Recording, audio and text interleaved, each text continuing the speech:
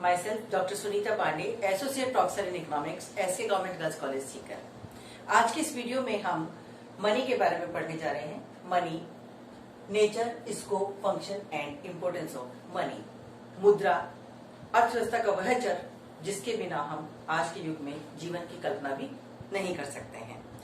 मुद्रा जब तक नहीं थी तब भी इस अर्थव्यवस्था में आपसी लेन देन यानी विनिमय का कार्य संपादित किया जाता था और उस समय पर बार्टर एक्सचेंज यानी वस्तु विनिमय के माध्यम से विनिमय का कार्य किया जाता था, जिसका अभिप्राय यह है कि एक वस्तु के बदले में दूसरी वस्तु का आदान प्रदान किया जाता था। परंतु इस बार्टर एक्सचेंज में कुछ प्रॉब्लम्स आने लगी थी, जिसकी वजह से मुद्रा का आविष्कार करना पड़ा। सबसे पहले हम उन समस्याओं के बारे में पढ़ लेते हैं या ध्यान देते हैं जो वस्तु विनिमय के मार्ग में एक बाधक के रूप में उपस्थित होने लगी। सबसे पहले दो पक्षों का होना। वस्तु विनिमय तभी संभव हो सकता है जब दो ऐसे पक्ष हों जो एक दूसरे की वस्तु को लेना और देना चाहें। यदि दो पक्ष ऐसे नहीं होंगे तो विनिमय का कार्य संपादित नहीं किया जा सकता। इसी प्रकार से वस्तु की विभाजनशीलता, अर्थात एक व्यक्ति ऐसा है जिसके पास में कोई इस प्रकार की वस्तु है जिसे विभाजित करना संभव नहीं है। उस व्यक्ति को उसके पास देने के लिए केवल एक वस्तु है, लेकिन उसको बदले में तीन तरह की वस्तुएं चाहिए और वो तीन वस्तुएं किसी एक व्यक्ति के पास उपलब्ध नहीं है बल्कि तीन अलग अलग लोगों के पास में उपलब्ध है।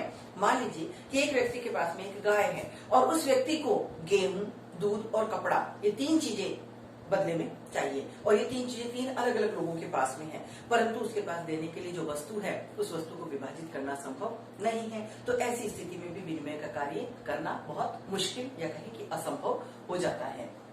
इसी प्रकार मूल्य का मापन, अर्थात जब हम वस्तु विनिमय करते हैं तो एक वस्तु के बदले में दूसरी वस्तु की कितनी क्वांटिटी प्राप्त होगी। जैसे यदि हम ये कहें कि 1 किलो चावल के बदले में 2 किलो गेहूं आते हैं, तो इसका निर्धारण किस आधार पर किया जाए कि 1 किलो चावल के बदले 2 किलो गेहूं मिलेंगे। ये 3 किलो भी हो सकते हैं, 5 किलो भी हो सकते हैं। तो इसका आधार क्या हो कि एक वस्तु की एक पर्टिकुलर क्वांटिटी के बदले में दूसरी वस्तु की कितनी क्वांटिटी प्राप्त की जाएगी। इसी प्रकार से संग्रह की समस्या, अर्थात वस्तुओं को इकट्ठा करके लंबे समय तक संग्रहित करके नहीं रखा जा सकता, क्योंकि उस समय पर जब तक मुद्रा का आविष्कार नहीं हुआ था तब तक मुद्रा के रूप में वस्तुएं ही काम में आ रही थी। अगर मान लीजिए कि किसी के पास में वस्तु की क्वांटिटी ज्यादा होती है, मान लीजिए कभी गेहूं का उत्पादन ज्यादा हो गया है, तो एक किसान, एक व्यक्ति उस गेहूं को लंबे समय तक स्टोरेज करके अपने पास में नहीं रख सकता था। तो इस तरह से ये कुछ प्रॉब्लम्स जो है ये बार्टर एक्सचेंज के मार्ग में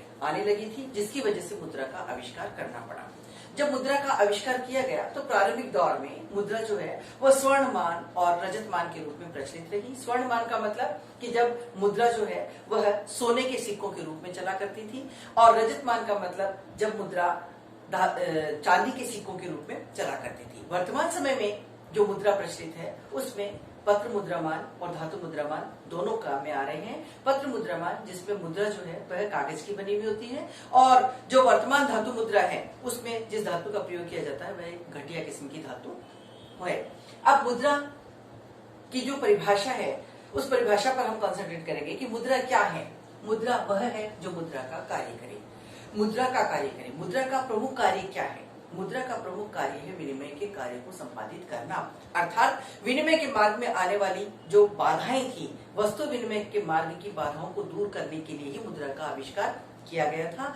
और मुद्रा की परिभाषाओं में प्रोफेसर क्राउथर ने ये कहा है कि मुद्रा के हैं कार्य चार: माध्यम, मापक, मानदंड और भंडार। अर्थात जो मुद्रा है उसके महत्वपूर्ण 4 कार्य बताए गए हैं। लीजिए अब हम मुद्रा के कार्यों को इस प्रकार से अध्ययन कर रहे हैं कि मुद्रा के कार्यों को हम 3 अलग अलग भागों में बांट करके पढ़ते हैं।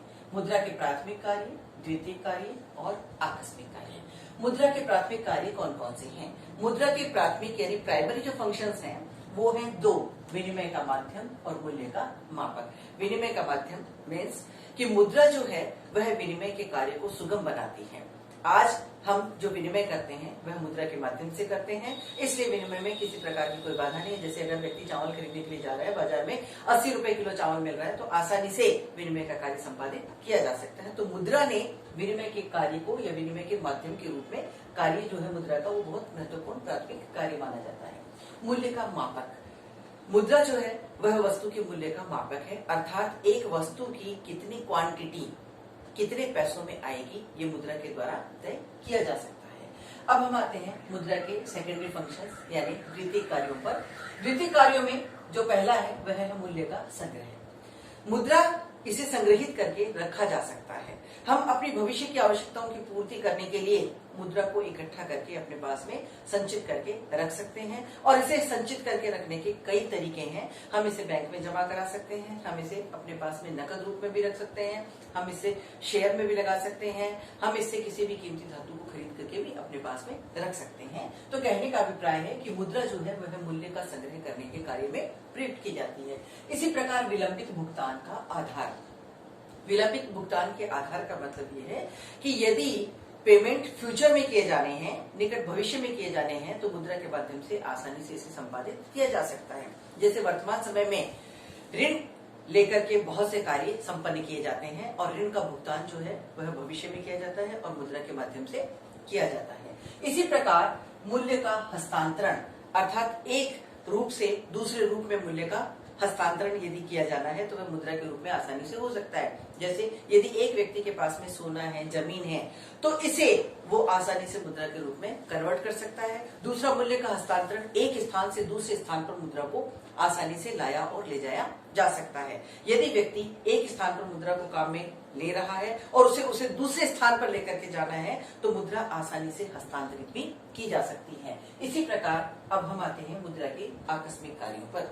मुद्रा के आकस्मिक कार्यों में सर्वप्रथम हम पढ़ेंगे साख का आधार। मुद्रा साख का आधार है। साख में मुद्रा का एक प्रकार है। मुद्रा दो प्रकार की होती है, एक होती है तरल मुद्रा यानी लिक्विडिटी और दूसरी जो है वह होती है साख मुद्रा, करेंसी प्लस क्रेडिट, इसको हम इंग्लिश में कह सकते हैं। करेंसी जिसमें तरल मुद्रा को शामिल किया जाता है, तरल मुद्रा का मतलब कागज के नोट और धातु के सिक्के। इसी तरह से क्रेडिट यानी साख मुद्रा वह मुद्रा होती है जो विश्वास के आधार पर चलती है। व्यापारिक बैंक जो ऋण प्रदान करते हैं, साख का सृजन करते हैं, वह मुद्रा के माध्यम से या कहें कि मुद्रा की सहायता से ही करते हैं। तो इस प्रकार मुद्रा जो है वह साख के आधार के रूप में कार्य करती है। राष्ट्रीय आय के वितरण का आधार। राष्ट्रीय आय का वितरण उत्पत्ति के विभिन्न साधनों को जो आय प्रदान की जाती है वह मुद्रा के रूप में ही प्रदान की जाती है। जैसे श्रम को मजदूरियों का भुगतान किया जाता है, भूमि को लगान दिया जाता है, पूंजी को ब्याज का भुगतान किया जाता है, संगठनकर्ता को वेतन और साहसी को लाभ, ये समस्त कार्य मुद्रा के रूप में ही संपन्न किए जाते हैं। इसी प्रकार उपभोक्ताओं व उत्पादकों के द्वारा साधनों का सर्वोत्तम उपयोग। उपभोक्ता और उत्पादक साधन का सर्वोत्तम प्रयोग मुद्रा के आधार पर ही कर सकते हैं। जैसे उपभोक्ता का मेन जो ऑब्जेक्ट होता है, मुख्य लक्ष्य होता है, वो होता है हाउ टू मैक्सिमाइज यूटिलिटी, अर्थात सीमित साधनों के द्वारा एक उपभोक्ता अपनी उपयोगिता को अधिकतम करना चाहता है और उपयोगिता को अधिकतम करने के लिए वह उस वस्तु से प्राप्त होने वाली सीमांत उपयोगिता और उस वस्तु के लिए चुकाई जाने वाली कीमत के अनुपात को देखता है। जहां पर सीमांत उपयोगिता का अनुपात और उसके लिए चुकाई जाने वाली कीमत का अनुपात समान होता है, वहां पर एक उपभोक्ता को प्राप्त होने वाली कुल उपयोगिता अधिकतम होती है, अर्थात MUX/MUY=PX/PY। इसी प्रकार से एक उत्पादक जो है वो जिन साधनों को उत्पत्ति के जिन साधनों का प्रयोग कर रहा है उन साधनों का सर्वोत्तम उपयोग हो रहा है या नहीं, यह जानने के लिए एक उत्पादक का लक्ष्य, प्रमुख लक्ष्य है हाउ टू मैक्सिमाइज प्रॉफिट यानी लाभ अधिकतम किस प्रकार से हो सकते हैं। और लाभों को अधिकतम करने के लिए एक उत्पादक के द्वारा MPPX/MPPY=PX/PY। दैट मीन्स कि जिन दो साधनों को वो काम में ले रहा है उन साधनों से मिलने वाला सीमांत उत्पादन और उनके लिए चुकाई जाने वाली कीमतों का अनुपात जहां पर समान होता है उस स्थान पर एक उत्पादक को प्राप्त होने वाले लाभ अधिकतम होते हैं। तो इस प्रकार से मुद्रा जो है वह उपभोक्ता और उत्पादकों के द्वारा साधनों के सर्वोत्तम उपयोग में काम में ली जाती है। इसी तरह धन को तरलता प्रदान करना। धन को तरलता प्रदान करने का मतलब जैसे मैंने आपको भी बताया था कि यदि किसी व्यक्ति के पास में जमीन है और वो उसे तरल रूप में कन्वर्ट करना चाहता है तो जमीन को बेच करके मुद्रा के रूप में कन्वर्ट किया जा सकता है।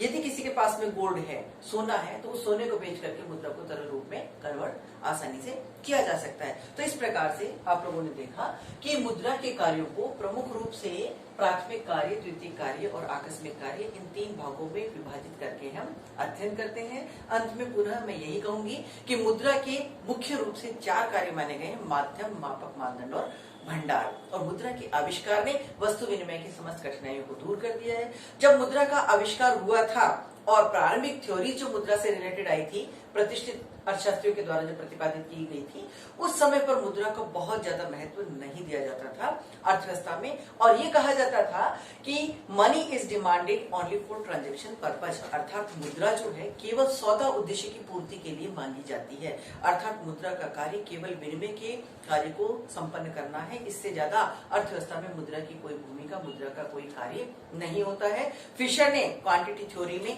ऐसा ही मुद्रा के बारे में कहा था। लेकिन इसके पश्चात जब नव प्रतिष्ठित संप्रदाय आया और उन्होंने मुद्रा के बारे में अपनी विचारधारा प्रस्तुत की, तो उन्होंने मुद्रा के महत्व को थोड़ा सा और विस्तृत करते हुए कहा कि मुद्रा केवल सौदा उद्देश्य की नहीं, बल्कि सौदा और सतर्कता दोनों उद्देश्यों की पूर्ति के लिए मांगी जाती है।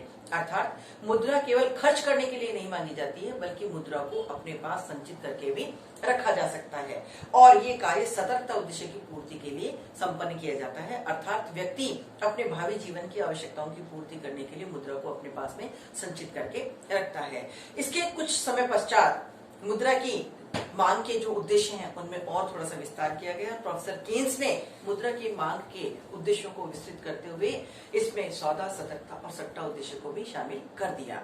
वर्तमान समय में मुद्रा का जो स्वरूप हमें दिखाई दे रहा है वो कुछ विचारणीय है। ये मुद्रा जो निर्जीव है, जिसे मनुष्य ने अपनी समस्याओं के समाधान के लिए जिसका आविष्कार किया था, आज वही मुद्रा जो है वो हमें अर्थव्यवस्था में कुछ बुरे कार्यों की ओर प्रवृत्त होते हुए भी दिखाई दे रही है। कहने का अभिप्राय ये है कि आज का मनुष्य जो है वह मुद्रा के लिए एक अंधी दौड़ में शामिल होने लगा है। आज के मानव की थिंकिंग हो गई है कि बाप बड़ा ना भैया, सबसे बड़ा रुपया। रुपया जो निर्जीव है, मुद्रा जो निर्जीव है, जो स्वयं चल नहीं सकती है, आज दुनिया उसके पीछे भाग रही है। मुद्रा जिसका एक समय पर महत्व केवल विनिमय के माध्यम के रूप में देखा जाता था, आज वही मुद्रा सर्वोपरि हो गई है। मुद्रा में कोई बुराई नहीं है। मुद्रा में ये बुराइयां समय के साथ मानव के द्वारा ही डाल दी गई है। अर्थात हमने जरूरत से ज्यादा मुद्रा को महत्व देना शुरू कर दिया है। इस वजह से मुद्रा महत्वपूर्ण वस्तु होते हुए भी इसमें कुछ बुराइयों का समावेश होना शुरू हो गया है। लेकिन कुल मिलाकर के हम ये कह सकते हैं कि मुद्रा अर्थव्यवस्था में एक महत्वपूर्ण चर है, जिसके बिना किसी भी आर्थिक क्रिया को संपादित करना या किसी अर्थव्यवस्था का संचालन करना संभव प्रतीत नहीं होता है।